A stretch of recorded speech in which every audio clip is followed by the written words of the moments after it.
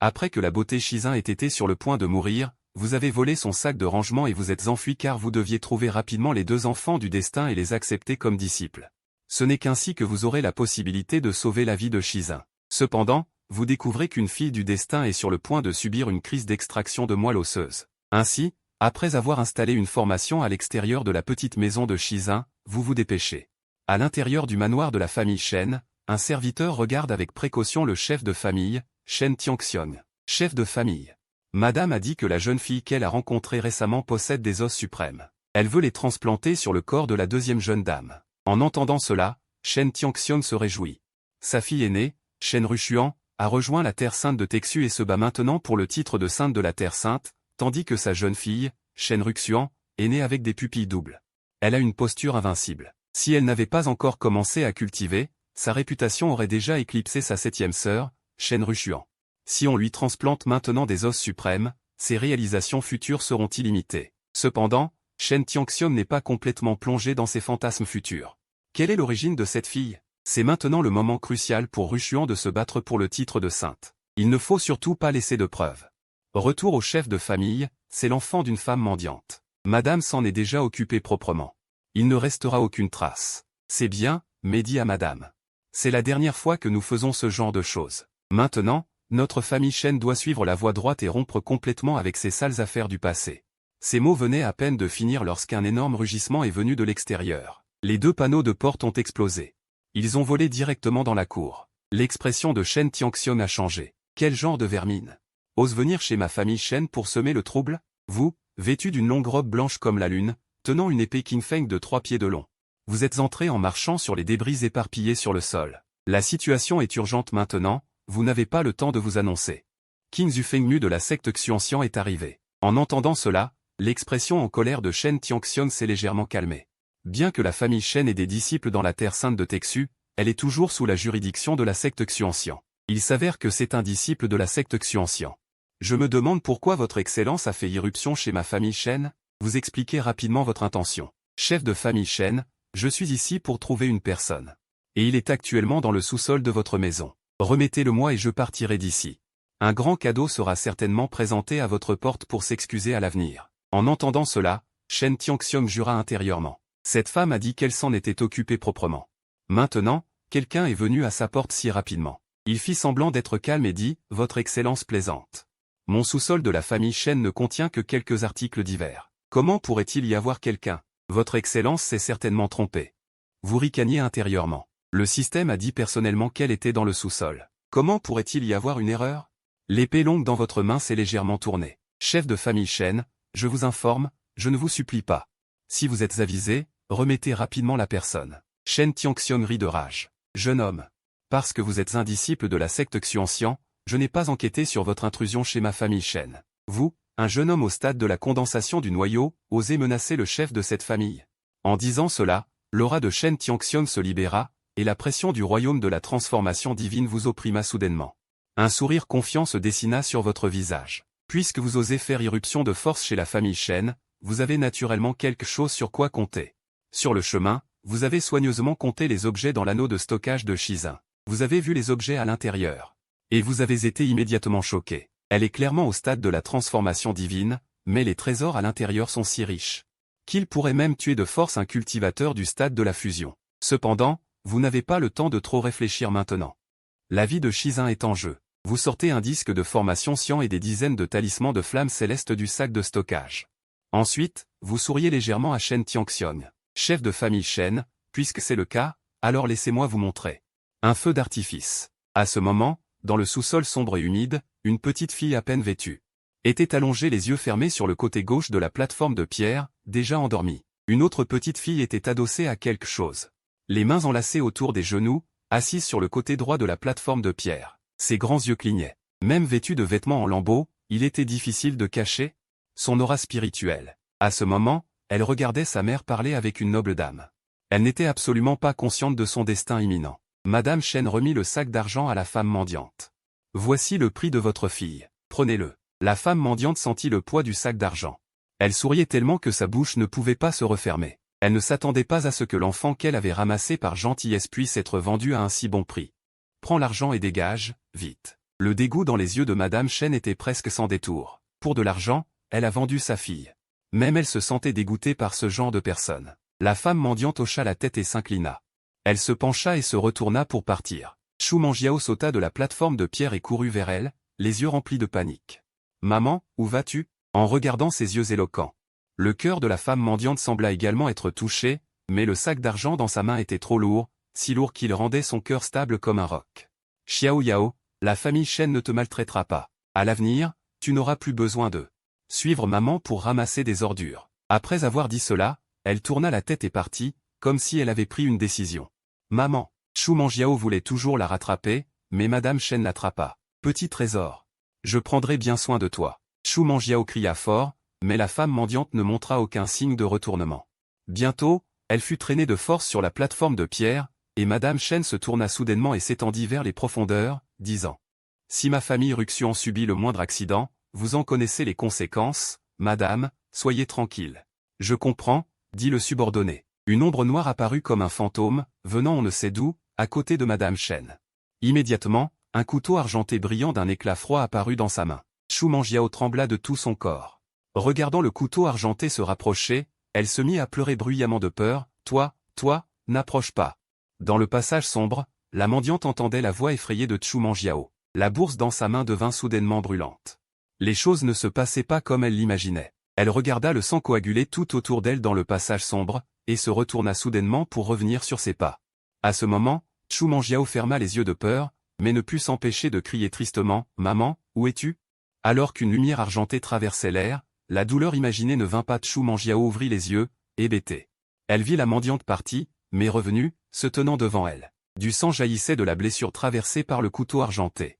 Son regard se fixa sur Madame Chen. « Tu m'as menti. Tu as dit que tu offrirais une belle vie à Xiao Yao. » Puis, elle regarda Chu Mangiao en larmes, et esquissa un sourire tendre. « Xiao Yao, je suis désolé. C'est la faute de maman. » Après avoir dit ces mots, son corps tomba comme une marionnette au fils coupé. « Maman !» Chu Mangiao se mit à pleurer à fendre l'âme.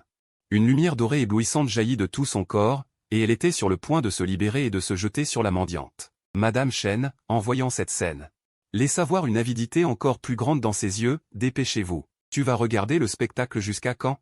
L'ombre noire se réveilla alors comme d'un rêve, attrapa Chu Mangiao qui se jetait sur elle, les yeux remplis de fanatisme. Pouvoir transplanter des os suprêmes est aussi un honneur pour elle. Espèce de méchante. Je vais te tuer. Chu Mangiao se débattait sans cesse dans ses mains, et la lumière dorée illuminait tout le sous-sol comme en plein jour. Mais elle ne pouvait pas se libérer du tout. La lumière argentée traversa à nouveau l'air. Cette fois, il n'y eut pas de surprise. Une blessure semblante fut ouverte dans la poitrine de Chu Mangiao. Une masse de lumière dorée apparaissait et disparaissait dans la chair. Alors que la masse de lumière se séparait du corps, le visage rouge de Chu Mangiao devint instantanément d'une pâleur extrême. Son corps, qui était encore assez grand, se ratatinait en fait constamment. La petite fille de 10 ans avait maintenant l'air d'avoir seulement 6 ou 7 ans. Madame Chen regarda la masse de lumière avec extase, des os suprêmes associés à des pupilles doubles. Ma fille est destinée à atteindre le sommet. Après son extase, elle donna des instructions prudentes à l'ombre noire. Fais attention. Ma Ruxian a très peur d'avoir mal. L'ombre noire serra la pièce du nourrisson contre elle, et avec un couteau, prudemment, traversa la poitrine de Chen Ruxian. Son geste était totalement différent de celui avec lequel elle avait rapidement traversé la poitrine de Chu Mangiao. Les mains tremblantes de Madame Chen insérèrent lentement les os suprêmes dans la poitrine de sa fille. En un instant, la lumière s'épanouit. Ces os suprêmes étaient incroyablement compatibles avec Chen Ruxian et fusionnaient à la vitesse la plus rapide. De l'autre côté, sur la dalle de pierre, Chu Mangiao était allongé dans une mare de sang, sentant son corps enveloppé d'une froideur extrême. Sa conscience devenait de plus en plus floue. Elle regarda fixement la masse de lumière en train de fusionner dans la poitrine de Chen Ruxian. Et à ce moment-là, le plafond du sous-sol explosa soudainement. Dans le ciel, des flammes infinies s'épanouirent comme des feux d'artifice. Au milieu des feux d'artifice éclatants, une silhouette vêtue de blanc comme la neige descendit dans la nuit. Toute la résidence de la famille Chen était en flammes. Le ciel était enveloppé d'indéciants. Shen Tianxian, au niveau de transformation divine, était brûlé par les flammes et méconnaissable. Il était agenouillé sur le sol, suppliant sans cesse. Il avait juste envie d'insulter sa mère dans son cœur. Quel cultivateur au stade du noyau d'or emporte avec lui des dizaines de talismans de qualité supérieure de niveau terrestre, des talismans d'incendie céleste? C'est clairement l'héritier d'une famille cachée qui est sorti pour découvrir la vie. Plus effrayant encore, c'est que cette grande formation qui scelle le ciel et la terre l'empêche même d'envoyer un message de détresse à la terre sainte de Taishu. Vous, en regardant Chu Manjiao, dont le corps entier est couvert de sang, ressentez une colère sans précédent. Non seulement parce que l'espoir de sauver le maître était presque anéanti, mais aussi parce que dans ce monde, il existe une chose aussi bestiale. Avec son énergie spirituelle, il sortit un talisman vert émeraude de son anneau de stockage. Il versa une vitalité abondante dans le corps de Chu Manjiao. Madame Shen revint alors à la raison et se mit à crier. « Qui êtes-vous? Comment osez-vous provoquer ma famille Shen? Ma fille est une disciple directe de la terre sainte de Taishu. Dans peu de temps, elle sera la Sainte Vierge. Dans sa bouche, les blessures de sa blessure ont déjà guéri, mais sa taille n'a pas encore retrouvé sa taille normale. Ses grands yeux incomparablement vifs sont maintenant ternes et sans éclat, mais elle s'efforce d'écarquiller les yeux. Elle regarde attentivement ce jeune homme en blanc qui descend du ciel, comme si elle voulait imprimer sa silhouette complètement dans son cœur. « Grand frère, es-tu un immortel ?» Vous secouez doucement la tête, vous vous penchez et vous lui prenez sa petite main. « Je ne suis pas un immortel. Je m'appelle Qin Zufengmu. » Voyant que son teint s'améliore, vous vous souvenez également du but de votre venue. « Chu Manjiao, voudrais-tu me prendre comme maître ?» En entendant cela, les yeux de Chu Manjiao s'illuminèrent. « Il existe une telle bonne chose? Est-ce que c'est ce que ta mère dit souvent? La fin des épreuves apporte le bonheur? » D'accord, Manjiao est d'accord, digne. Félicitations à l'hôte pour avoir accueilli une fille du destin comme disciple, la moitié de la tâche du débutant est terminée. Continuez vos efforts. En entendant la tonalité d'un vide du système, vous avez finalement poussé un soupir de soulagement. Cela ne vaut pas la peine d'avoir dépensé plus d'une douzaine de talismans de voyage divin de 10 000 lieues. Vous avez finalement accueilli une fille du destin, frère Tong. Où est le prochain fils du destin? Le système effectue une recherche. Veuillez patienter, hôte. Pendant que le système effectue la recherche, vous en profitez pour vous occuper de la famille Shen et venger votre disciple bien-aimé par la même occasion. Vous sortez un vêtement blanc de l'anneau de stockage et le posez sur le corps de votre disciple, mettez-le. Ne prenez pas froid. Chu Manjiao caresse soigneusement les vêtements qu'elle porte. Ses yeux sont remplis d'étoiles. Elle n'a jamais porté un tissu aussi beau. Sa voix ne peut cacher sa joie. Merci, maître. Vous lui frottez la petite tête. Plus vous regardez cette nouvelle petite disciple, plus vous l'aimez. Quelle petite volonté adorable. Mais autant vous aimez votre bonne disciple, autant vous détestez la famille Shen. Vous vous retournez pour regarder Madame Shen, qui est immobilisée. Vous appuyez sur son front et effectuez une recherche d'âme. Des scènes vous traversent l'esprit. Dans un sous-sol sombre, des enfants sont attachés à un lit sacrificiel, leur souffle s'affaiblissant peu à peu jusqu'à l'épuisement. Et Madame Shen se tient froidement à l'écart, regardant cette ombre. La famille Shen collecte secrètement diverses enfants dotés de talents potentiels et transplante leurs talents sur les enfants de riches et puissants. Qui en ont besoin. Vous sentez une flamme de colère inconnue vous monter au sommet du crâne. D'un coup d'épée, Madame Shen est instantanément coupée en deux. Vous avez même l'impression que ce n'est pas suffisant. Vous levez à nouveau l'épée et transformez directement Madame Shen en une pile de chair hachée. Chu Manjiao sur l'estrade. Regarde cette scène sanglante, mais non seulement elle n'a pas peur et ne pleure pas, mais elle laisse échapper des larmes de joie. Maman, tu vois, maître t'a vengé. Vous vous téléportez ensuite aux côtés de Shen Tianxiong. Espèce de fou. Ma fille est la future sainte mère du sanctuaire du vide suprême. Avez-vous pensé aux conséquences? Vous hochez la tête. J'ai effectivement peur que le sanctuaire du vide suprême ne me cause des ennuis. En entendant ces mots, un éclair de joie traverse les yeux de Shen Tianxiong. Le jeune homme est encore trop naïf. Une fois que vous serez parti, je ferai en sorte que Ruxian appelle les gens du sanctuaire du vide suprême. Pour demander des comptes à la secte profonde du ciel, pour que vous souhaitiez mourir mais ne le puissiez pas. Cependant, l'instant suivant. Vous souriez froidement. Mais si je ne fais que passer par chez vous, personne ne saura que c'est moi qui l'ai fait, n'est-ce pas? Après avoir tué Shen Tianxiong, vous arrivez devant Shen Ruxian, qui est endormi. Vous levez votre longue épée. Bien que les deux jeunes femmes de la famille Shen ne soient pas au courant des manigances secrètes, elles en ont profité. Implicitement. Plus important encore, l'os suprême de Chu Manjiao est toujours dans le corps de Shen Ruxian. Juste au moment où la longue épée est sur le point de fendre la poitrine de Shen Ruxian. Astérisque digne astérisque le système détecte que la fille du destin Shen Ruxian a une constitution dieu double, éthérée et un destin d'amour éternel et de haine éternelle. La longue épée reste suspendue en l'air. Vous n'en croyez pas vos oreilles. Vous venez de tuer les parents de Shen Ruxian. Et maintenant le système vous dit que Shen Ruxian est le fils du destin que vous recherchez? Système. Vous vous moquez de moi? Astérisque digne astérisque ce système a recherché dans un rayon de millions de lieues et il n'y a que cette fille du destin. Veuillez prendre votre propre décision, hôte. Vous réprimez la colère qui est sur le point de jaillir de votre bouche. Si le système avait une entité physique, vous l'attraperiez certainement et la battriez sauvagement. Mais en l'état, tuer et prélever l'os est hors de question. Vous examinez l'os suprême de Chu Manjiao dans le corps de Shen Ruxian. Mais froncez soudainement les sourcils. Comment est-ce possible? Comment peut-il y avoir une telle affinité? L'os suprême s'est parfaitement intégré à la chair de Shen Ruxian, comme s'il en avait toujours fait partie. C'est tout simplement incroyable. Mais un autre problème se pose. L'os suprême a déjà fusionné avec Shen Ruxian. Si vous deviez le retirer de force, elle mourrait. Au moins, vous n'êtes pas capable de le faire. Retirez l'os suprême sans la blesser. Mais dans ce cas, que doit faire Chu Manjiao? Sa vitalité dépend entièrement du talisman spirituel de protection de la vie de rang supérieur de niveau terrestre. Elle ne peut même pas retrouver une corpulence normale. Se pourrait-il qu'elle ne puisse être qu'une malade chronique à l'avenir? Vous réfléchissez et ne trouvez aucune bonne solution. Il semble que vous ne puissiez que prier pour que votre maître se réveille et lui demander. En pensant ainsi, vous regardez Chu Manjiao sur l'estrade, mais vous la voyez se relever avec difficulté. Elle rampe vers le corps de la dame décédée sur le sol. Votre cœur se serre. Vous vous dépêchez de soutenir Chu Manjiao, qui est sur le point de tomber. Maître, maman a été tuée par de mauvaises personnes pour me sauver. Pourquoi sont-ils si méchants? Pourquoi veulent-ils prélever mes os? Tu prends son petit visage entre tes mains, silencieux. Xiao Yao, le monde est souvent ainsi.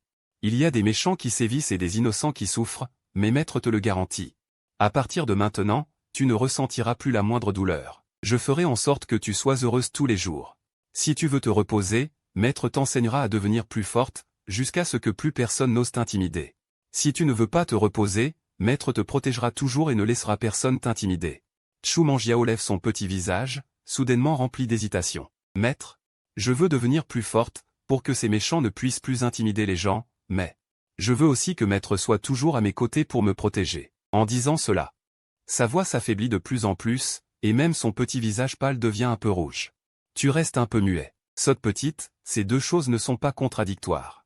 Maître sera toujours avec Xiao Yao, jusqu'à ce que Xiao Yao devienne plus forte que maître. Un sourire illumine le visage de Chu Manjiao.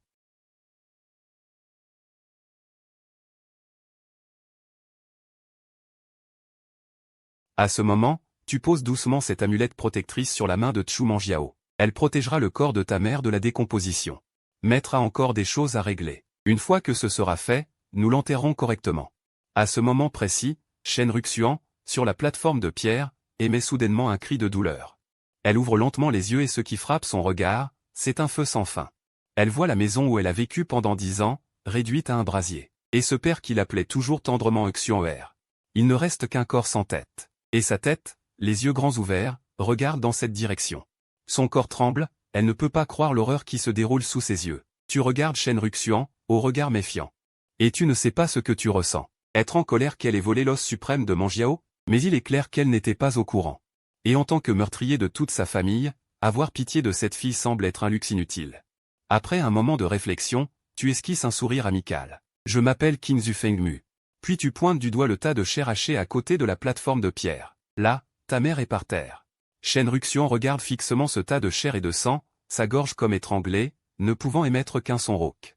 Face à une scène aussi horrible, ses jambes tremblent de façon incontrôlable, mais elle se force à ramper. Elle veut tendre la main, mais n'ose pas la toucher. En voyant sa mère dans cet état, Shen Ruxian finit par s'effondrer. Les larmes jaillissent instantanément, ses mains fouillent frénétiquement dans la chair et le sang devant elle, essayant de reconstituer une forme humaine. Chu Manjiao, dans tes bras, sort une petite tête, regarde Shen Ruxian dans sa folie, puis se rétracte. Maître, elle a l'air si effrayante. Tu regardes Shen Ruxian. Et tes yeux laissent transparaître un peu de pitié. Manjiao, tu ne la trouves pas un peu pitoyable? Chu Manjiao secoue la tête. Et ses yeux brillent d'une haine qui ne correspond pas à son âge. Je ne crois pas, c'est sa mère qui voulait mon os. C'est à cause d'elle que ma mère est morte. Elle l'a bien mérité. Tu soupires doucement. Mais maître n'a-t-il pas déjà vengé ta mère? Cette Madame Shen a déjà été envoyée en enfer par votre serviteur. Le petit visage de Chu Manjiao est timide. Mais mon os est encore sur elle. Comme si elle avait perçu ton penchant pour Shen Ruxian, elle n'ose plus rien dire, de peur de te contrarier. De l'autre côté, l'oreille de Shen Ruxian a bougé. La voix de Chu Manjiao était trop faible, elle n'a pas entendu clairement. Mais elle a clairement entendu tes paroles. Elle lève brusquement la tête, et ses pupilles brillent à nouveau d'une lumière démoniaque. Elle illumine tout le sous-sol d'une lueur violette. C'est toi qui as tué maman. La voix de Shen Ruxian est rauque, et associée à son apparence actuelle, elle ressemble à un démon sorti des enfers.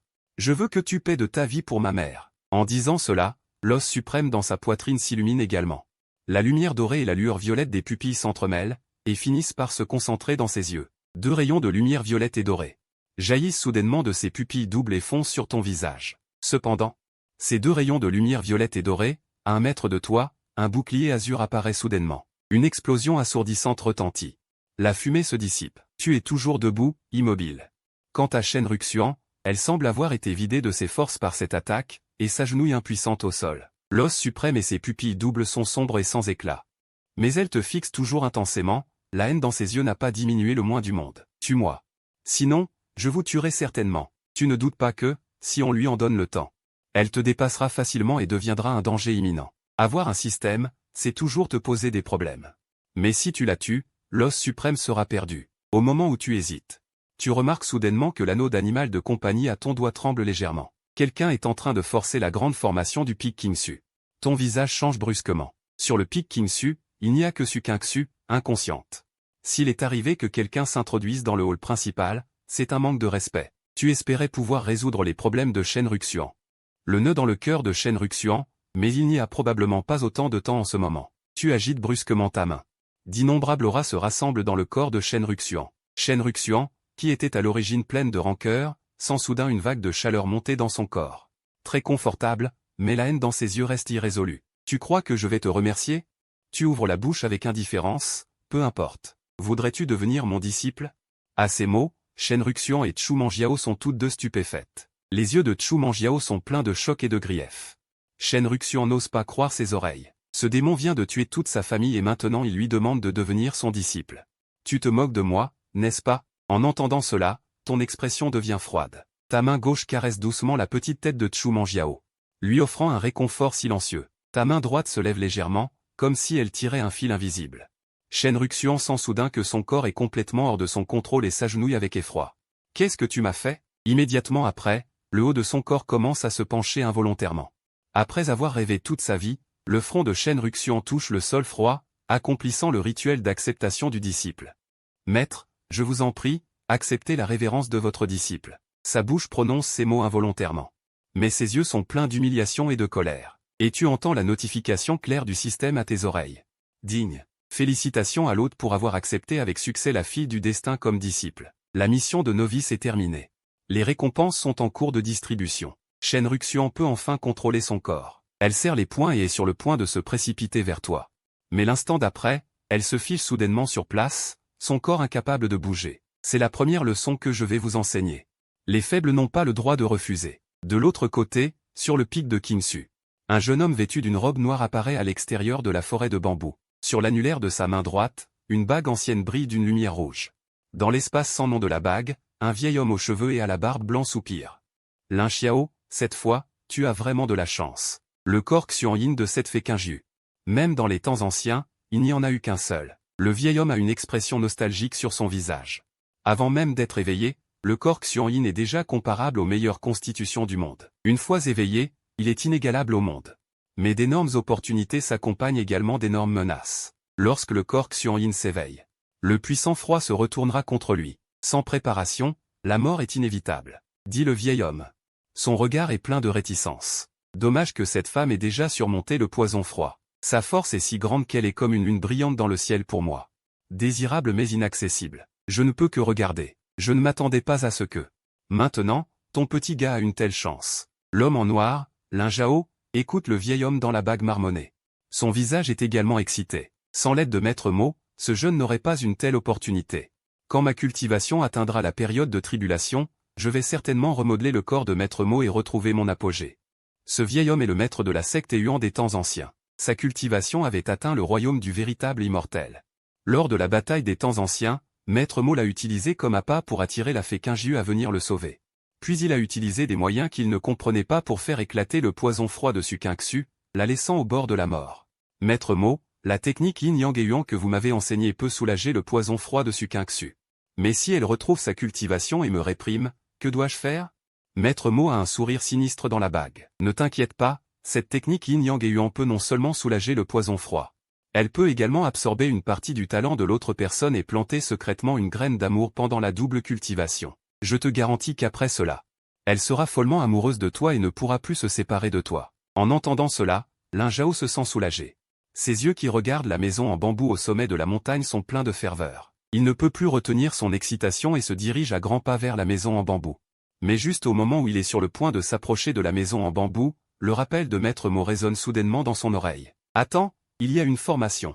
On voit que la forêt de bambou, qui était encore calme, est soudainement remplie d'intentions meurtrières. Les feuilles de bambou qui tombent dans le ciel portent. Des brins d'énergie d'épée déchirent les vêtements de Lin Zhao et laissent plusieurs traces de sang. Son visage change radicalement. Il recule précipitamment, mais derrière lui, d'innombrables feuilles de bambou tombent également, bloquant complètement sa retraite.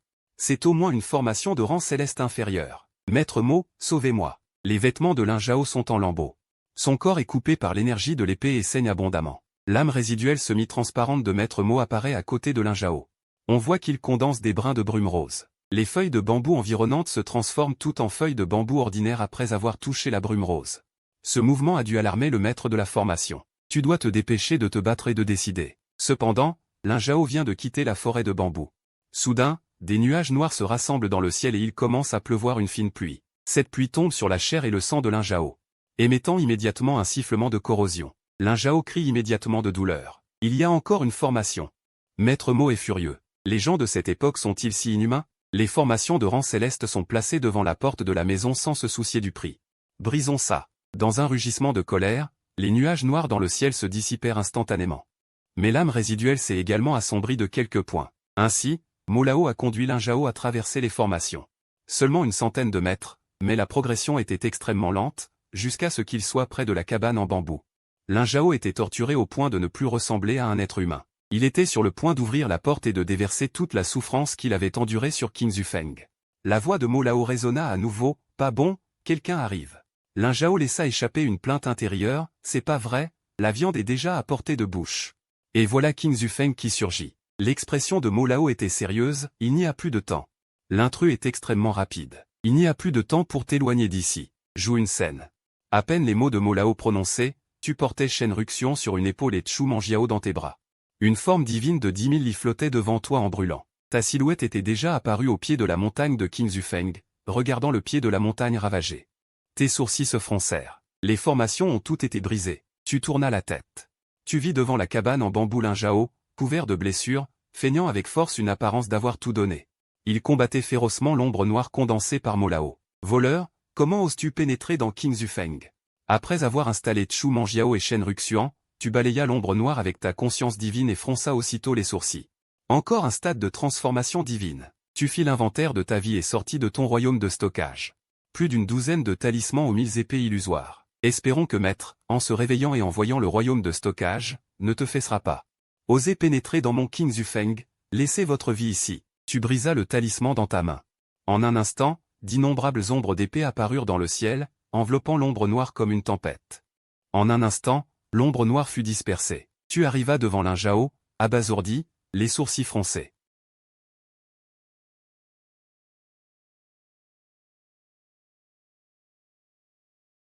Quiconque pénètre dans Qin Zufeng est un ennemi à tes yeux. Lin Zhao regarda l'ombre d'épée que tu tenais dans ta main droite.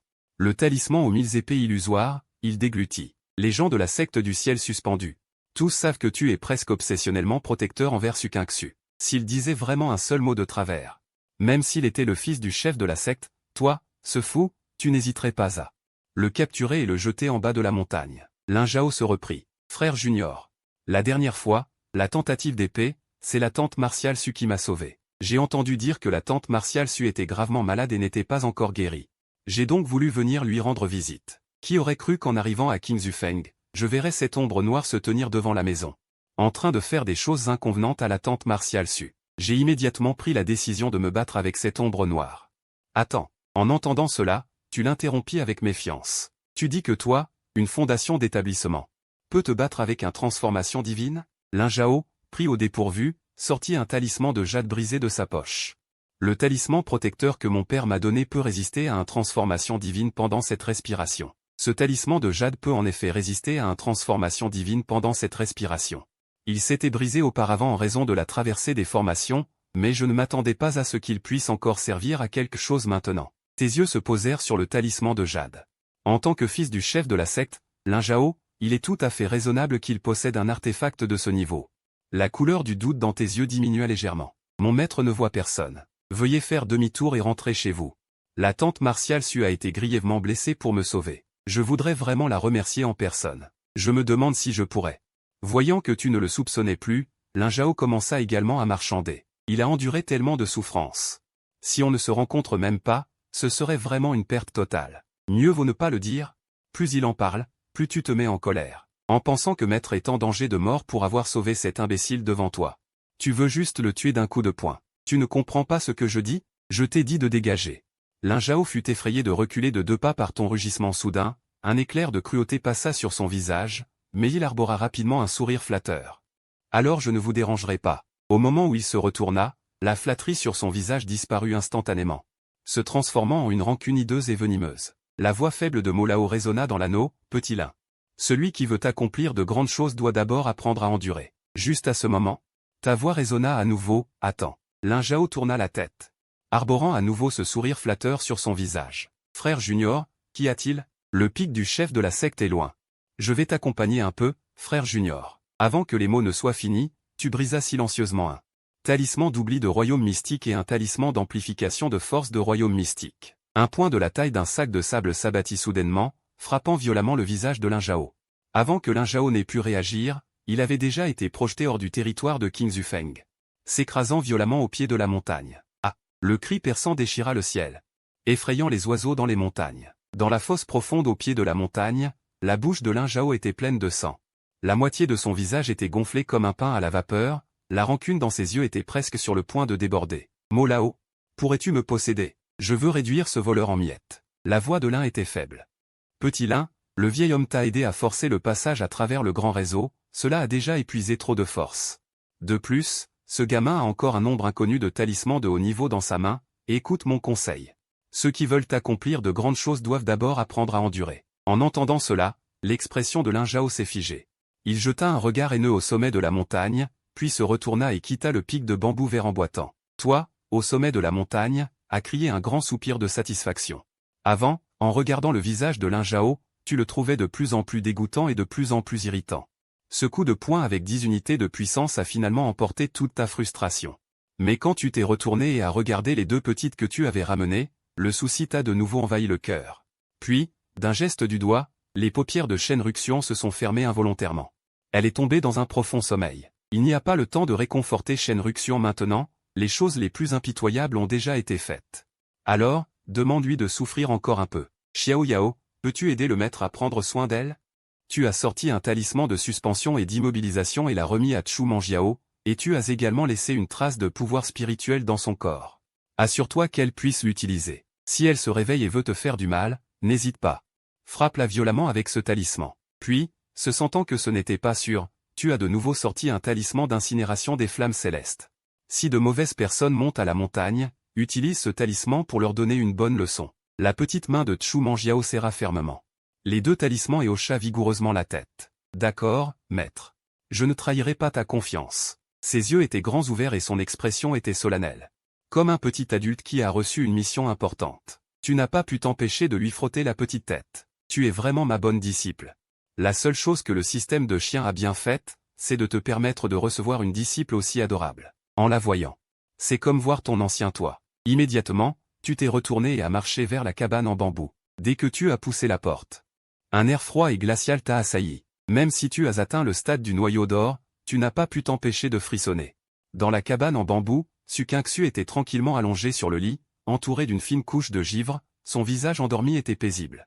Tu es rapidement arrivé devant le lit et tu t'es souvenu seulement maintenant d'aller voir les récompenses de la tâche de novice. Digne. La tâche de novice est terminée, les récompenses sont en cours de distribution. Félicitations à l'hôte pour avoir obtenu le corps immortel du Pur Yang, la perception spirituelle de l'œil céleste. Rang inconnu. Une épée Qingxuan, rang inconnu.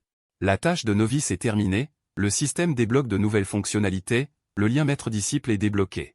Le centre commercial du système est ouvert, le lien maître-disciple est débloqué. Valeur du lien maître-disciple de Chu Manjiao. 80. Valeur du lien maître-disciple de Shen Ruxian. Moins 100. Avec la distribution des récompenses du système, un courant chaud a rempli tes membres et tes os. Très capable. Tu as seulement senti que l'aura entre le ciel et la terre était devenue exceptionnellement claire, affluant spontanément dans ton corps. Si tu étais autrefois un génie créé avec des ressources, alors maintenant, tu vas officiellement entrer dans les rangs des talents célestes. Système, pourquoi les caractéristiques de ce corps immortel du Pur Yang sont-elles si étranges? Traduis-moi ça. Que signifie très capable? Et aussi, n'as-tu rien oublié? Qu'en est-il du poison froid du maître, hôte? Ce système ne s'attendait pas à ce que ton cerveau soit si mauvais. Le corps immortel du pur yang est suprêmement yang et pur. Ton maître est empoisonné par le froid, n'a-t-elle pas besoin d'une force suprêmement yang pour le dissiper? Quant à très capable, c'est le sens littéral. Hôte, ton avenir. Tu auras certainement beaucoup besoin de ça. Shu n'a pas fait attention à ce que le système a dit plus tard. Maintenant, son esprit est rempli. Comment sauver le maître? Elle prit la main de Su, guidant le flux de chaleur incessant dans son corps. Affluant dans le corps du maître. Deux forces complètement différentes se sont mélangées et sont entrées en collision. Shu était aussi chaude qu'une fournaise, de la vapeur montait de son corps. Alors que le corps de Su était recouvert de plus de cristaux de glace, un air froid était oppressant. Toute la pièce était remplie d'un brouillard blanc, les cristaux de glace se sublimaient et se transformaient en vapeur d'eau qui planait au sommet de la pièce. Puis se sont condensés en gouttelettes d'eau qui sont tombées doucement. Pendant un moment, une petite pluie a commencé à tomber dans la cabane en bambou. La pluie est tombée sur le corps de Su et a été gelée par l'air froid qui l'entourait.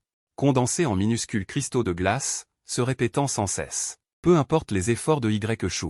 Le seul résultat était le visage légèrement rougeâtre du maître. Tant qu'elle retirait sa main, le froid reviendrait immédiatement et scellerait Su dans la glace. Comment cela peut-il être ainsi? Shu fronça les sourcils, tout son corps était trempé de pluie et de sueur, sa robe blanche était collée à son corps. Décrivant des contours dorés, ce système de merde est inutile, vraiment. Hôte, tu es vraiment invincible, mon enfant. Le poison glacial de la flèche profonde Yin.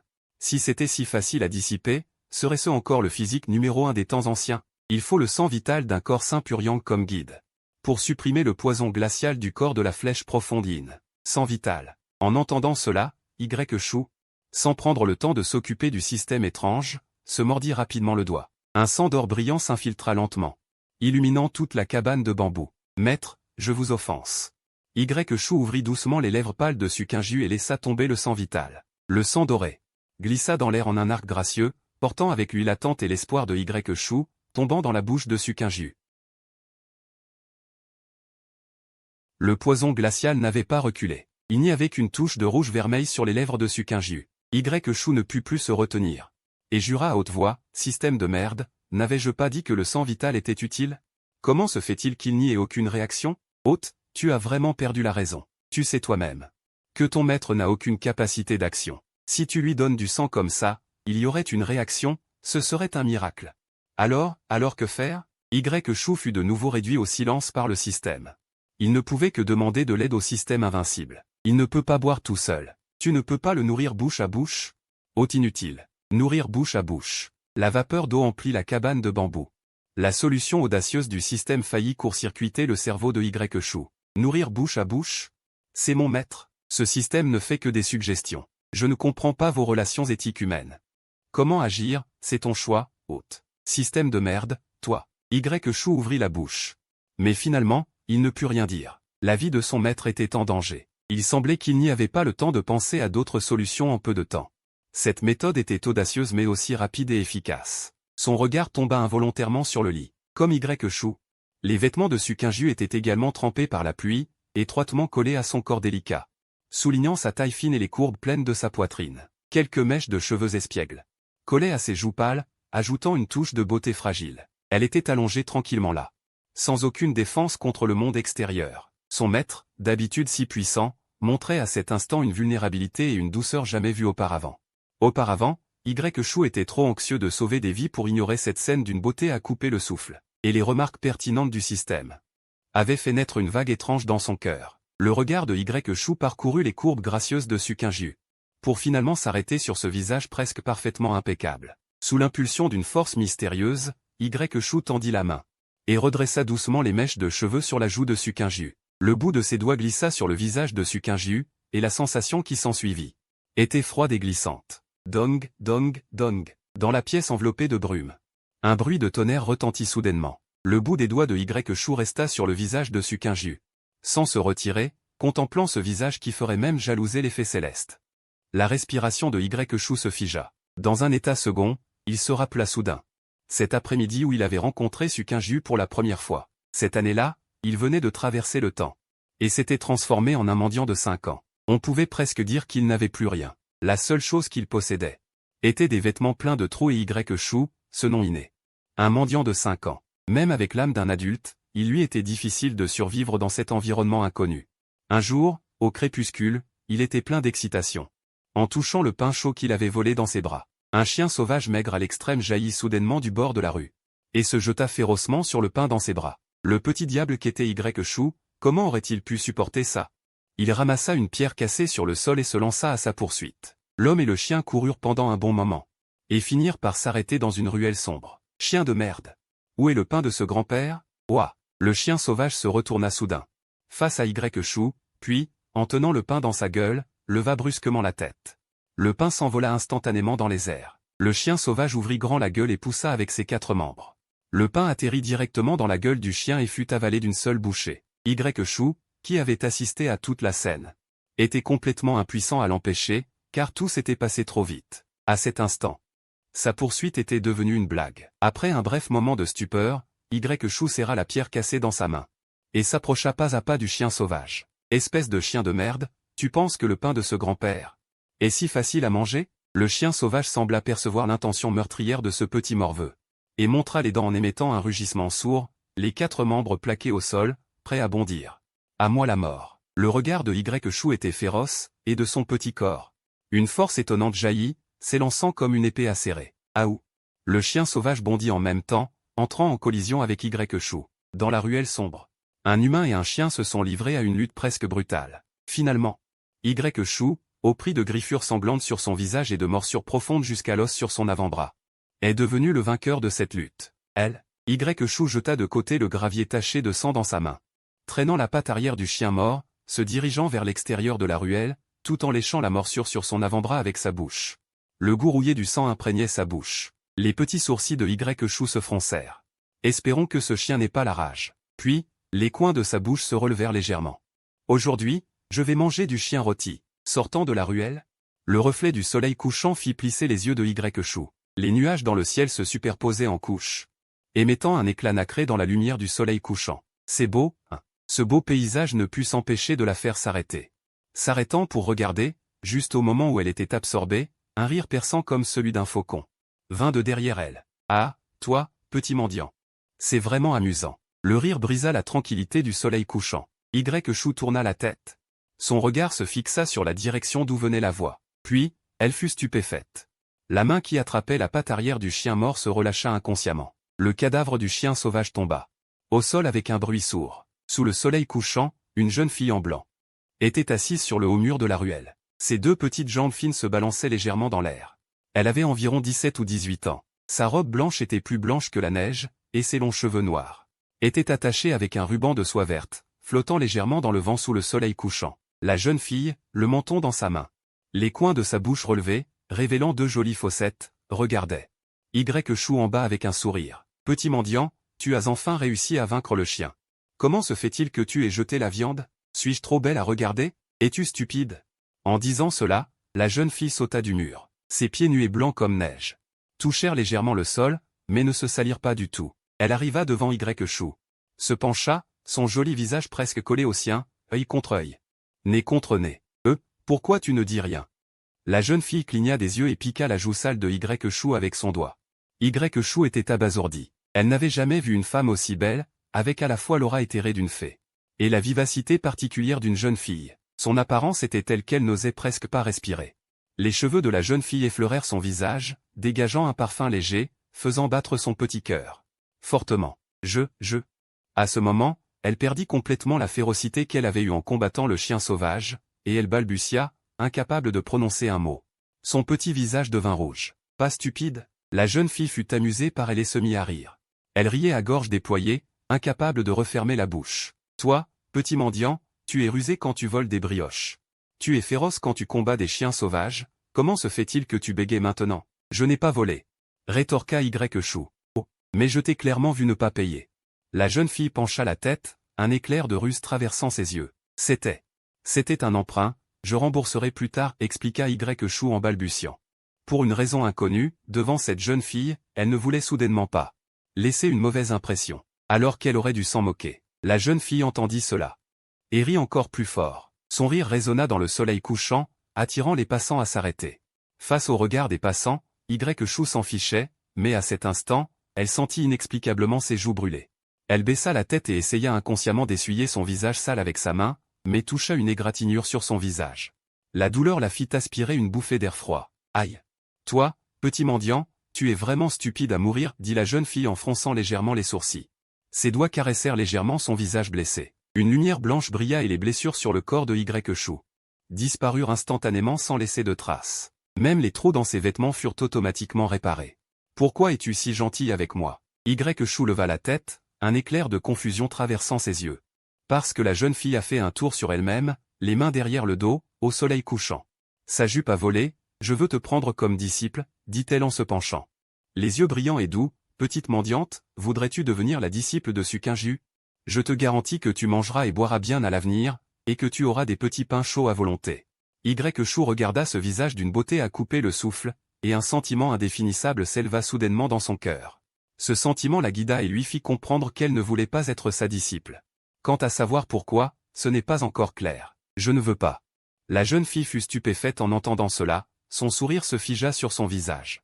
La noble Sukinju, qui se fait refuser alors qu'elle prend un disciple, où va-t-elle cacher sa fierté? Elle se redressa, ses sourcils fins légèrement froncés. Pourquoi? Sans raison particulière, je n'en ai juste pas envie. Y Chou leva la tête. Son regard était ferme, incapable d'expliquer pourquoi, mais elle n'en avait tout simplement pas envie. Petite mendiante, cette fée est assez généreuse pour te prendre comme disciple, et tu oses refuser. La jeune fille gonfla ses joues de colère, comme un poisson globe, mais cela la rendait étrangement adorable. Je te le demande encore une fois, veux-tu être ma disciple ou non? Non.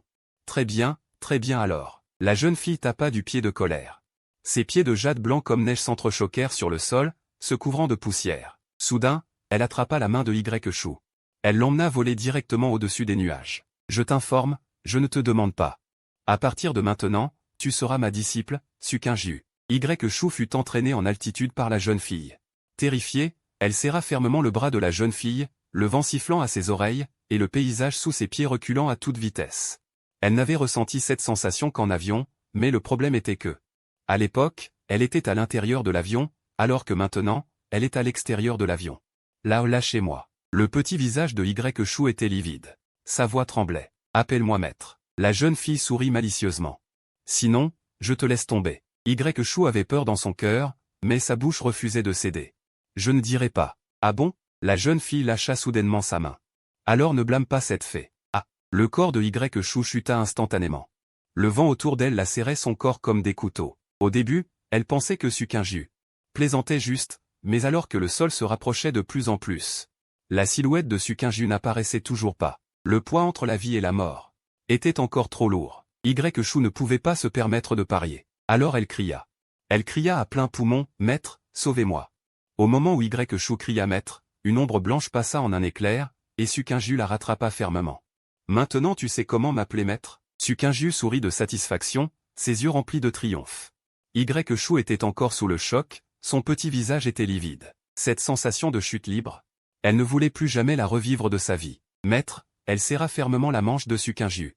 De peur qu'elle ne la laisse retomber. Sage. Sukinju ébouriffa ses cheveux en désordre. « C'est ça, ma bonne disciple. » Elle prit Y Chou dans ses bras et vola en direction du pic du bambou vert. « À partir de maintenant, ce sera ta maison. » Dans la végétation, Y Chou revint lentement à ses esprits. Cette année-là, elle avait 5 ans, une petite mendiante dépenaillée. Sukinju avait 18 ans, d'une beauté sans égale. Lorsqu'elle arriva pour la première fois au pic du bambou vert, elle n'acceptait pas son destin, pensant qu'elle était une voyageuse temporelle.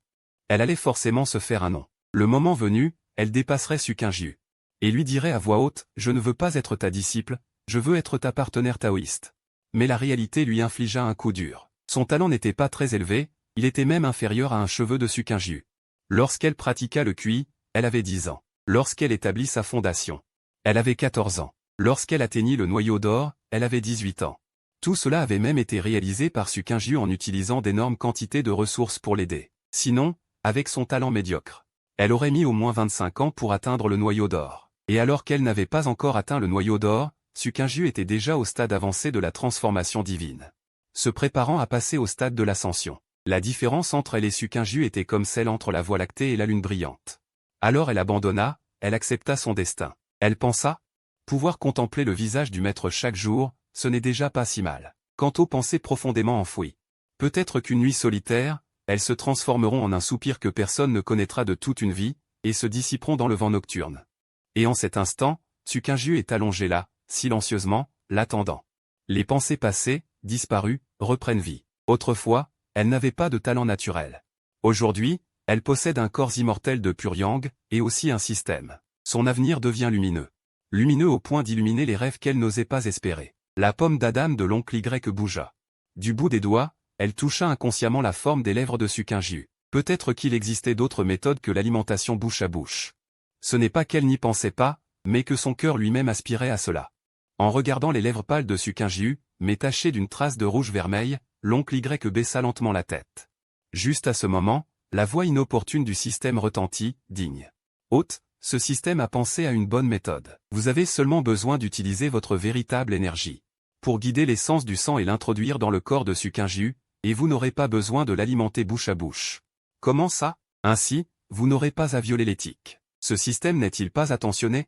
L'oncle Y n'y prêta aucune attention, et la tête baissée ne se releva pas. En cet instant, pour l'ancien elle, le néant à l'intérieur, le son froid du système résonne. Dans l'esprit de l'oncle Y, visiblement, elle connaît la solution correcte, mais reste sur la mauvaise voie sans retour. Durant cette courte heure, elle a vécu beaucoup trop de choses.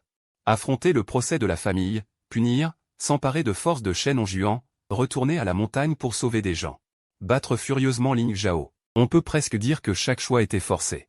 Chaque choix a une justification. Et quand on peut vraiment faire un choix, elle a choisi de faire une erreur. Mais elle ne regrette pas, car c'est ça, elle. L'oncle Y baissa lentement la tête. Les yeux se sont fermés au moment où les deux lèvres se sont touchées. C'est une forme d'évasion. Au moins ainsi, elle ne verra pas immédiatement le regard du maître à son réveil. Quel que soit ce regard, elle a peur. Les dents mordent le bout de la langue. Un sang doré pâle s'infiltre, une légère odeur de sang emplit la bouche. L'oncle Y entr'ouvre doucement les lèvres et les dents de Tsukinju, et y introduit ce fil de sang doré pâle. Elle n'alla pas plus loin, ne fit pas pénétrer le bout de sa langue. Au-delà des défenses des lèvres et des dents, il n'y eut pas d'étreinte langoureuse, juste les deux lèvres qui se touchèrent. Rien de plus. La froideur est la seule sensation. Rien que ça. L'oncle Y était déjà satisfait. En cet instant, une paix intérieure sans précédent. L'esprit complètement vide. Ses pressions, la condamnation morale, semblent s'éloigner en cet instant. Elle ouvrit les yeux, et ses pupilles reflétèrent le visage pâle de Tsukinju. Peu importe, quelle que soit la réaction du maître après son réveil. Que ce soit la frapper, ou la chasser de l'école, ou abolir sa culture, elle l'accepterait avec joie, et entièrement. L'oncle Y savourait presque pieusement ce baiser. Le sang doré brûlant circulait entre les lèvres et les dents des deux. Lentement, la froideur dans son corps se dissipa discrètement. Au profit d'eux. Une bouffée d'air chaud. La sensation venant des lèvres opposées n'était plus froide comme la glace, mais devint au contraire chaleureuse. Dans les pupilles de l'oncle Y, le visage pâle de Tsukinju reprit visiblement des couleurs, rosé et rayonnant de lumière. Parallèlement à cela, les lèvres de l'oncle Y devinrent progressivement pâles, et son teint devint graduellement grisâtre. L'essence du sang, le fondement de la culture et de la vie. En cet instant, elle s'échappe continuellement de son corps. Sa culture régresse, sa mer d'énergie s'assèche. Mais elle sourit, parce que son teint s'améliorait. Ses cils en forme de papillon commencèrent à trembler légèrement. Sa respiration devint régulière, et sa poitrine commença aussi à se soulever et s'abaisser rythmiquement. Ce système de chien, bien que sarcastique, est tout de même fiable. Dans le cœur de l'oncle Y, une contradiction sans précédent.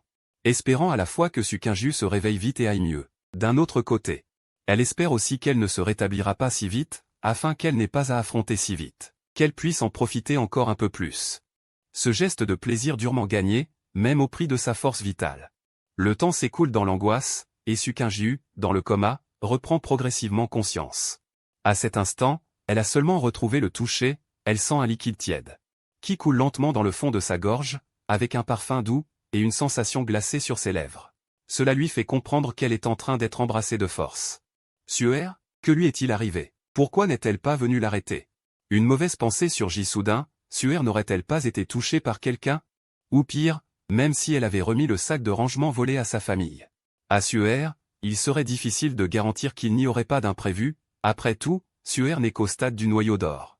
Dans ce monde où le plus fort mange le plus faible, elle est encore très faible. À cet instant, être embrassée de force semble insignifiant. Dans son cœur, la sécurité de Suer est la chose la plus importante. Tsukinju fait désespérément circuler la force spirituelle dans son corps, voulant briser les chaînes du coma, l'urgence pour la sécurité de Shu lui fait ignorer sa soudaine reprise de conscience, ainsi que l'anomalie de la circulation normale de sa force spirituelle.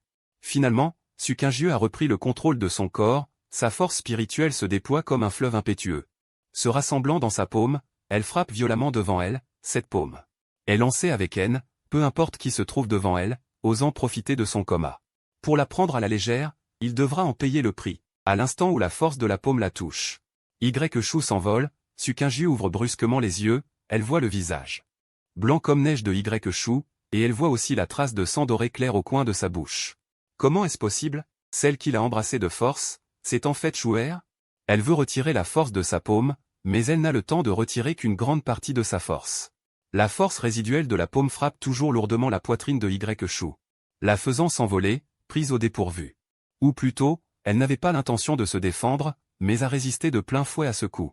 Une bouchée de sang jaillit, éclaboussant le visage de Sukinju, Shu tombe lourdement au sol. Son visage déjà pâle, est encore plus blanc que du papier, après avoir craché cette bouchée de sang. Elle n'a plus la force de se retenir et s'évanouit directement, contrairement à avant. Elle révèle un sourire soulagé, c'est bien. Cette fois, c'est bien mérité, seulement, si je meurs, ce serait dommage de ne plus revoir maître. Et Sukinju, qui est à l'origine du mal, est bouleversé, dans son cœur. Il y a trop de pourquoi Shu'er voulait-elle l'embrasser de force? Pourquoi en se réveillant? Shu'er a-t-elle l'air sur le point de mourir? Pourquoi, bien qu'elle ait reçu un coup, sourit-elle au contraire? Tous ces pourquoi, face aux blessures de Shu, cèdent la place. Et elle n'a pas le temps de réfléchir, en un instant, elle n'a même pas le temps d'essuyer le sang sur son visage. Qu'elle est déjà à côté de Shu, la relevant, Shu'er. Les deux beaux sourcils arqués de Sukinju se froncent étroitement, et elle se précipite pour stimuler ses principaux points d'acupuncture. En injectant la force spirituelle qu'elle ne voulait pas auparavant dans le corps de Shu, afin de stabiliser ses blessures. La force spirituelle vaste et puissante du stade avancé de la transformation divine, est comme un fleuve immense, pour le stade du noyau d'or. Une blessure grave presque mortelle, se rétablit rapidement sous cette force spirituelle abondante. Le teint de Shu devient visiblement plus rose, mais le sang précieux perdu ne peut être compensé. Et nécessite un long temps de récupération. Shu ouvre lentement les yeux, et ce qu'elle voit en premier, c'est le visage anxieux de Sukinju, et sur son visage, son propre sang. Shu ouvre la bouche, voulant dire quelque chose, mais finalement ne dit rien, c'est différent de ce qu'elle imaginait. Mais en même temps logique, mais l'anxiété et l'attention de Sukinju aggravent son sentiment de culpabilité d'avoir profité de sa faiblesse, des milliers de mots, se transforment en un soupir. Je suis désolé. Ce n'est que Shu s'est réveillé que Sukinju a poussé un soupir de soulagement. Et a eu plus de temps pour réfléchir au pourquoi. Maintenant elle réalise que le poison froid dans son corps a complètement disparu.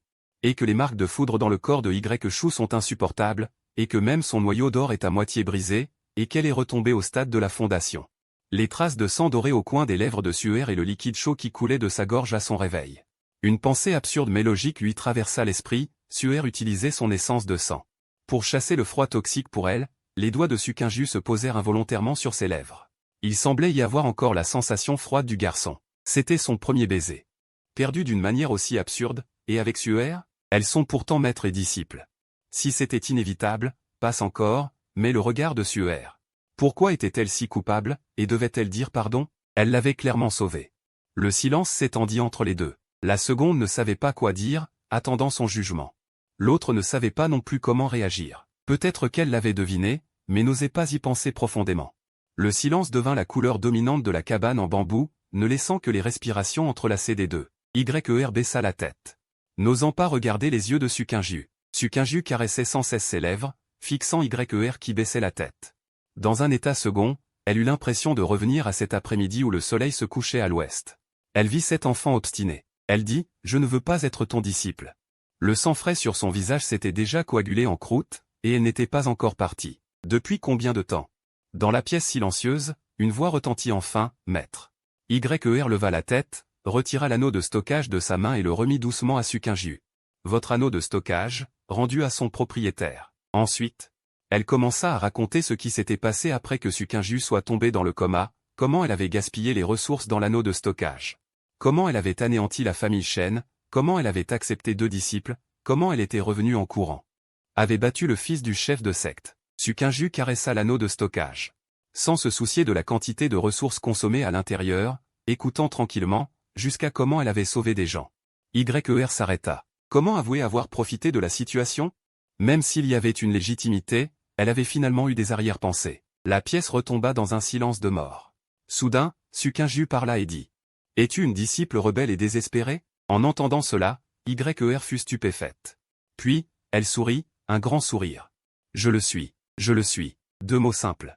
Portant une franchise incomparable, portant un rire de soulagement, résonnant dans le stockage silencieux. Persistant longtemps sans se dissiper. Après avoir dit ces mots, YER ne parla plus. Elle leva la tête, fixant les yeux de Sukinju avec un regard d'une franchise sans précédent.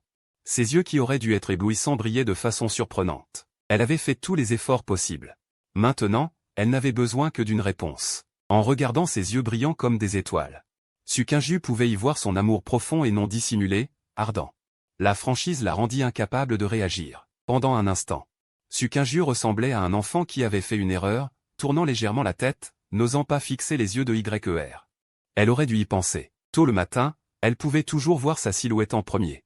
Au retour à la montagne, l'attente éternelle devant la porte de la montagne racontait silencieusement les sentiments de YER. Peut-être qu'elle n'y avait pas pensé, mais n'osait pas y penser. Pas à cause de l'éthique maître-disciple. Elle s'en fichait. Lorsqu'elle avait osé fuir son mariage familial. Pour courir sur ce continent, elle ne se souciait pas de l'éthique mondaine. Pas à cause de la différence d'âge. Une simple différence de 13 ans. Dans le monde de la cultivation, les couples spirituels qui ont des milliers d'années de différence sont monnaie courante. Mais à cause de ses propres raisons. La famille ne le permettrait pas. Son identité était trop spéciale. Elle avait peur de l'impliquer. L'aimait-elle? Les doigts de Sukinju restaient sur ses lèvres, caressant sans cesse. Elle ne savait pas. Au moins, elle ne se sentait pas mal à l'aise avec ce baiser. Au moins, elle avait peur que YER soit blessé par sa réaction. Mais elle ne pouvait pas répondre. Un jour, elle partirait, se séparerait d'elle. Ces vieux de la famille. S'ils savaient qu'elle était ici, s'ils connaissaient l'existence de YER, elle n'osait pas continuer à y penser. À cet instant, Sukinju regretta infiniment les mots qu'elle venait de prononcer.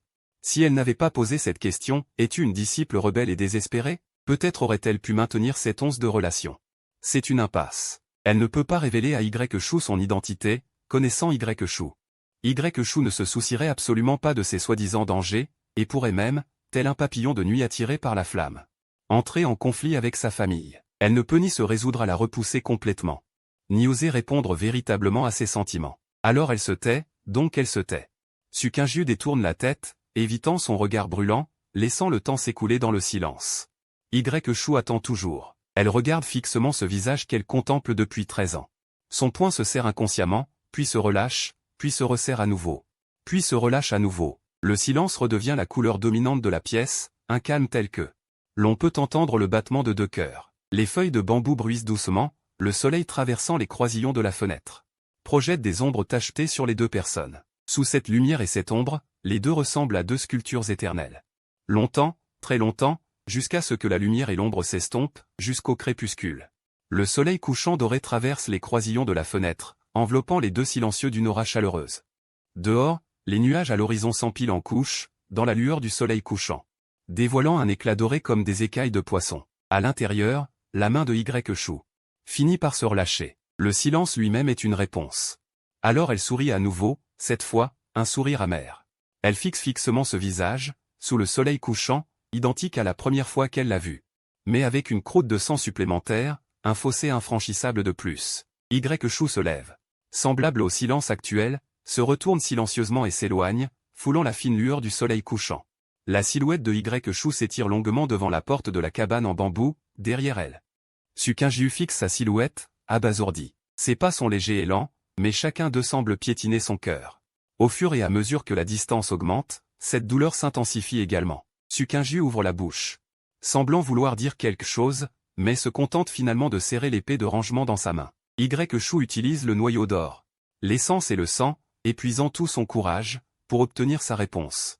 Et sa promesse ne peut être répondue que par le silence. Pensant à son bien. Il semble finalement que la blessure soit plus profonde que le refus. C'est son égoïsme. Au moins, il n'y a pas de refus, donc il reste un espoir, n'est-ce pas? La porte de la cabane en bambou s'ouvre doucement, émettant un léger craquement. Au moment où YER est sur le point de franchir la porte, Sukinju se lève soudainement, criant vers YER. Les pas de YER s'arrêtent brusquement, comme si on avait appuyé sur un bouton de pause. Quoi, répond-elle, mais sans se retourner. Les lèvres de Sukinju s'entr'ouvrent, des milliers de mots défilent dans son cœur. Elle lutte, finalement, Sukinju finit par parler en tremblant. Attends, juste à ce moment, une voix d'enfant claire vient de l'extérieur de la cabane en bambou, maître. Maître. Le méchant s'est réveillé. Viens vite. Shu se tient à la porte. Sans se retourner, sans partir, attendre quoi? Rien. La voix de Sukinju baisse soudainement, tous ses courages sont brisés par ce changement soudain. Vas-y. Le dos de Shu se fige un instant. Mais elle ne se retourne finalement pas pour demander, se contentant d'hocher légèrement la tête. D'accord. Puis elle quitte la cabane en bambou à grands pas. S'il se retournait, il pourrait voir les traces de larmes sur le visage de Sukinju. Voir sa main tendue à mi-chemin, puis retomber avec lassitude. Les larmes glissent sur la croûte de sang, finissant par couler sur ses lèvres. Sukinju s'effondre sur le lit, le bout de ses doigts touchant doucement ses lèvres mouillées par les larmes. Le goût salé des larmes le fait froncer légèrement les sourcils. C'est vraiment amer. À l'extérieur de la cabane en bambou, Chu Yao serre l'amulette de pétrification, ses grands yeux. Elle fixait Shen Onjuan qui se réveillait, son regard mêlant vigilance et une haine à peine perceptible. Méchant, ne bouge pas. Maître arrive tout de suite. Assis par terre, Shen Onjuan contemplait Chu Yao qui le regardait avec méfiance, le cœur empli d'une amère désolation et de désespoir. Sa famille a été anéantie, il doit prendre son ennemi pour maître, et maintenant il doit être réduit à un prisonnier. Juste au moment où les deux petites filles s'affrontaient silencieusement, la silhouette de Shu apparut enfin. Qu'est-ce qu'il y a, maître? En entendant la voix de Shu, Chu Yao se retourna joyeusement, un sourire pur sur son visage. Mais quand son regard toucha Shu, le sourire se figea instantanément sur son visage. À ce moment, l'âme et le corps de Shu étaient enveloppés d'une tristesse. Même Shen Onjuan, qui haïssait Shu jusqu'à la moelle, pouvait le voir. Shu, quand il était dans la famille Shen, était puissant et confiant, avec la sérénité de tout maîtriser. Mais à cet instant, il ressemblait à une épée brisée après avoir été dégainée. Le tranchant était toujours là, mais les membres étaient brisés. Maître. Qu'est-ce qui ne va pas? Chu Yao se précipita vers Shu, sa petite main attrapant sa grande main. Levant la tête, les yeux remplis d'inquiétude et de sollicitude. Le maître va bien. Shu sourit amèrement et s'accroupit. Il adressa un sourire à Chu Yao. Est-ce si évident? Même Chu Yao peut le remarquer. Tu mens. La petite main de Chu Yao caressa soudainement le coin de l'œil de Shu, emportant une goutte de liquide cristallin. Regarde, tu as pleuré. En regardant la larme au bout du doigt de Chu Yao. Shu était abasourdi. Alors il a pleuré. À quel moment? Quand il s'est levé. Quand il a poussé la porte. Ou quand il est parti? Juste à ce moment d'étourdissement, Baji, Chu Yao embrassa soudainement le visage de Shu. C'était un gros baiser sonore. Yaoer, qu'est-ce que tu fais? Chaque fois que maman pleure, Yaoer embrasse maman comme ça, et maman se sent heureuse. Shu était choqué. La salive cristalline de Chu Yao restait encore sur sa joue. Il toucha inconsciemment cet endroit. En regardant les grands yeux de Chu Yao, remplis de sollicitude, son cœur devint soudainement doux. Alors, il sourit. Sous les paroles enfantines et pures de Chu Yao. Le cœur froid et brisé de Shu trouva aussi son salut. Il se leva. Prit Chu Yao dans ses bras, caressant ses cheveux doux. Tu es vraiment mon petit ange. Qu'est-ce qu'un ange? Un ange est une existence qui peut donner de la chaleur aux autres. Shu dit doucement. Alors je veux être l'ange exclusif du maître. Chu Yao serra joyeusement le cou de Shu, frottant son petit visage contre le sien. Le cœur de Shu se réchauffa, juste au moment où il voulait dire quelque chose. Il entendit la voix froide de Shen Onjuan. Un démon qui a exterminé toute une famille mérite-t-il aussi de la chaleur? Shen Onjuan se redressa difficilement, fixant Shu avec un regard plein de haine. Je préfère encore l'image que tu avais tout à l'heure, celle d'un chien errant abandonné par son maître. En regardant Shen Onjuan, dont la jauge de haine était sur le point de déborder. Shu ne le blâma pas pour ses paroles grossières, mais soupira légèrement. Peut-être. Est-ce là le péché qu'il a commis et la conséquence qu'il a récoltée? Cela lui était égal. Mais Chu Yao ne pouvait pas le supporter. Soudain, il se comporta comme un chat hérissé, se dégageant des bras de Shu. Courant devant Shen Onjuan et le fixant. Méchant, tu n'as pas le droit d'insulter mon maître. Tu es un méchant. Ta famille est aussi une famille de méchants. Qu'est-ce que tu dis? La colère de Shen Onjuan fut instantanément ravivée. On pouvait l'insulter, mais pas insulter sa famille. Je vais le dire, ta famille est une bande de mauvaises personnes. Tu n'es pas non plus quelqu'un de bien. Chu Yao était sur le point de déballer toutes les mauvaises actions de la famille Shen. Mais Shu lui couvrit la bouche d'une main, ne laissant échapper que des réticents. Ne dis rien. Chu Yao leva la tête. Ses grands yeux étaient remplis de doute, ne comprenant pas pourquoi le maître ne le laissait pas dire la vérité. Ces gens sont manifestement si mauvais et Shen Onjuan est aussi mauvais. Pourtant, le maître prend non seulement Shen Onjuan comme disciple, mais le favorise aussi. De plus, ses os n'ont pas encore été récupérés du corps de Shen Juan. Mais Chu Yao resta obéissant dans les bras de Shu, sans plus dire un mot. Il avait peur que son entêtement ne mette le maître en colère. Shu pouvait sentir le mécontentement de Chu Yao. Mais il ne pouvait que lui caresser la tête, lui offrant un réconfort silencieux. L'affaire de la famille Shen. Shen Juan devrait le savoir, mais Chu Yao ne devrait pas le dire. L'impact serait probablement trop grand pour Shen Juan.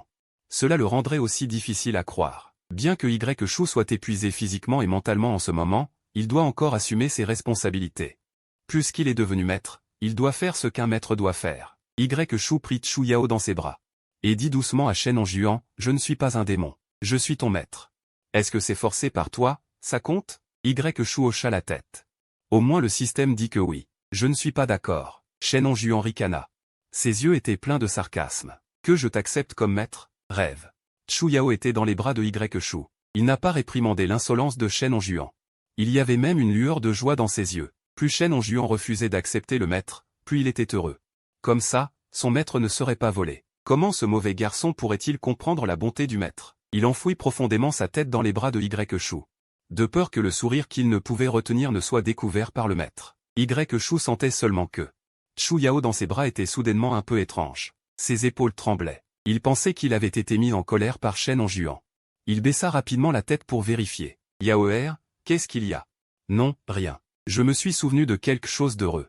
Chu Yao n'osa pas lever la tête. Sa voix étouffée venait des bras de Shu. Entendant que ce n'était pas des pleurs. Shu poussa également un soupir de soulagement. Il savait aussi que prendre Shen Juan comme disciple blessait Chu Yao. Mais certaines choses sont inévitables et il n'avait pas le choix. Il caressa doucement le sommet de la tête de Chu Yao. Shu tourna la tête pour regarder Shen Juan. Sa voix était calme et forte. Que tu sois d'accord ou non n'a pas d'importance. Il suffit que je sois d'accord. Je sais que tu me hais. Ce n'est pas grave. S'il te plaît, donne-moi du temps. Je te ferai comprendre pourquoi. Comprendre. Comprendre pourquoi tu as tué ma famille. Shu hocha légèrement la tête. Oui. S'il te plaît, attends un peu. Shen Juan était stupéfait. Il était difficile d'imaginer que Shu pouvait prononcer des mots aussi légers. Il avait tué sa famille et il voulait qu'il comprenne. Il voulait même qu'il attende. Quelle humiliation. Quelle arrogance. Shen Juan tremblait de partout. Ses yeux étaient sur le point de cracher du feu. Il ramassa une pierre cassée sur le sol. Et la lança de toutes ses forces vers Shu. Attends que tu sois mort avant de m'expliquer. La pierre brisée décrivit un arc de cercle et finit par frapper la poitrine de Shu, produisant un bruit sourd. Puis elle tomba impuissante. Au moment où elle était sur le point de tomber en chute libre sur la tête de Chu Yao, elle fut attrapée par Shu qui avait des yeux et des mains rapides. Il la réduisit en poudre d'un geste de la main. Shu resta immobile, même ses vêtements n'étaient pas sales. C'est Chu Yao qui sortit sa tête, son petit visage rouge. Méchant. Tu oses frapper le maître. Il sortit précipitamment un talisman de pétrification. Il faut absolument donner une leçon à ce mauvais garçon ingrat. Mais il fut doucement retenu par Shu. Est-ce que tu es soulagé maintenant? Shu parla légèrement. Peux-tu attendre un peu maintenant? Shen Juan comprit enfin ce que Shu voulait dire par attendre un peu. C'était vraiment attendre un peu maintenant. Shen Juan était abasourdi. Pendant un moment, il ne sut pas comment répondre. Il ne s'attendait pas à ce que Shu n'esquive pas. Et vraiment encaisser cette pierre. Même si elle ne l'avait pas blessé le moins du monde, cette attitude était complètement différente de celle qu'il avait dans la mer de feu, ce qui le laissa sans voix pendant un moment. Shen Juan resta sans voix pendant un moment. Shu considéra donc qu'il était disposé à attendre un peu. S'il demandait à Shen Juan d'attendre un peu, c'était parce qu'il n'avait vraiment pas le temps maintenant de s'occuper de sa haine. Ce qui était plus urgent que lui était l'os suprême de Chu Yao, puisque le maître s'était réveillé. Alors, les problèmes qu'il ne pouvait pas résoudre ne signifiaient pas que le maître ne pouvait pas les résoudre non plus. Mais le laisser affronter à nouveau Sukinju maintenant. Shu secoua la tête et un sourire amer apparut au coin de ses lèvres. Il ne s'attendait pas à avoir peur aussi. Il s'accroupit et posa Chu Yao sur le sol. Il lui frotta doucement la petite tête, puis pointa du doigt la maison de bambou et dit, muet. L'ancêtre maître est à l'intérieur. L'ancêtre maître est très fort. Il peut certainement guérir la blessure de muet. Tu entres, tu l'appelles docilement ancêtre maître, puis tu expliques ta situation en détail. Et dis-lui clairement. L'ancêtre maître t'aidera, tu comprends? Fais attention à la politesse. Chu Yao hocha vigoureusement la tête. Son petit visage était plein de sérieux. Oui. Maman a dit que muet est le plus poli. En regardant son apparence innocente.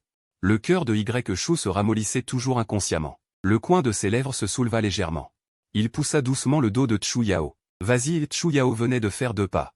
Comme s'il pensait à quelque chose, il se retourna soudainement et inclina sa petite tête et demanda. Le maître ne vient pas avec moi? Le sourire de Y Chou se figea sur son visage. L'instant d'après, il regarda le bambou.